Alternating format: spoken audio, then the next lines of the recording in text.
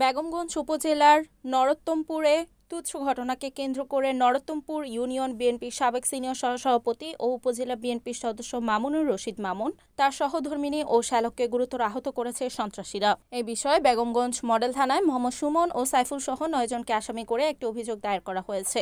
অভিযোগ সূত্রে জানা যায়, সোমবার সকালে মামুনের বাড়ির সামনে মামুনের একটি হাঁস সুমনের মোটরসাইকেলে চাপা পড়ে।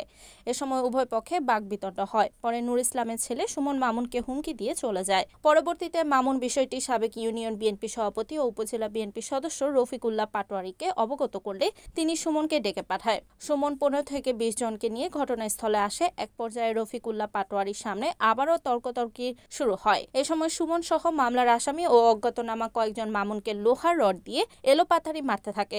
তাকে বাঁচাতে তার শ্যালক এগিয়ে আসলে তাকেও মারধর করে। মামুনের সোর চিৎকারে তার সহধর্মিণী তাকে বাঁচাতে আসলে তার চুলের মুঠি ধরে রাস্তায় ফেলে লোহার রড দিয়ে এলোপাতাড়ি আঘাত করে। এ বিষয়ে সাবেক ইউনিয়ন বিএনপি সভাপতি ও উপজেলা বিএনপির সদস্য মুঠোফোনে প্রতিবেদককে বলেন, এটি অনাকাঙ্ক্ষিত ঘটনা।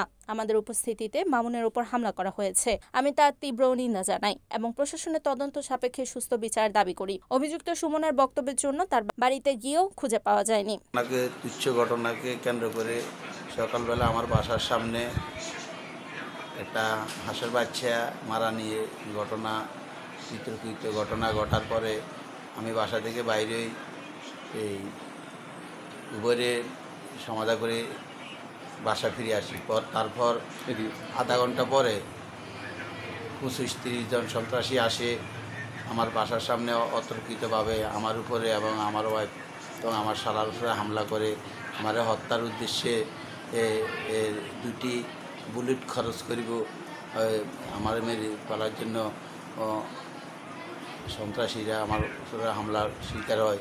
তখন ওই ঘটনাস্থলে উপস্থিত আমার ইউনিয়ন বিএনপির সভাপতি রফিকুল্লাহ পাটোয়ারি এবং খোকন চৌধুরী সহ এরা 4-5 জন আসছে ঘটনাটা কি হয়েছে সমাধান করবে। তাদের উপস্থিতিতে সন্ত্রাসী আমার উপর হামলা করে এবং যারা এই সন্ত্রাসী ন্যাক্কারজনক ঘটনা ঘটেছে আমি আইনশৃঙ্খলা বাহিনীর প্রতি এর সুস্থ বিচার করে তদন্ত করে তারা গডফাদার যারা তাদের আশ্রয়পত্র এরা এই ধরনের হত্যার উদ্দেশ্যে ঘটনা ঘটিয়েছে আমি তাদের দৃষ্টান্তমূলক শাস্তি দাবি করে।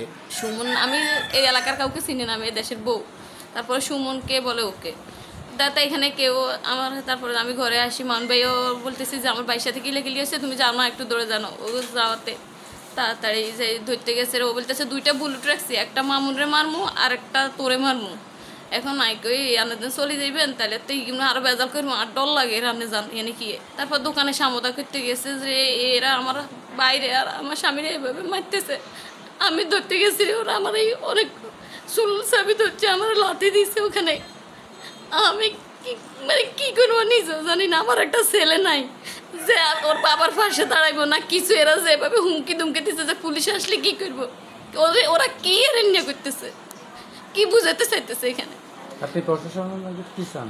আমি প্রশাসনের কাছে এই পক্ষে আমার 5টা মেয়ে, আমার ফ্যামিলির এখন নিরাপত্তা চাই, বিশ্বাস চাই যে আমার স্বামীকে যে অবস্থা হয়েছে এখন আজকে তো মারিয়ে লাইতো, বাকি তো আর কিছুই নেই।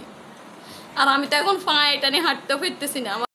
Report Mohammad Suman Bhuiyan, NAN TV, Noakhali.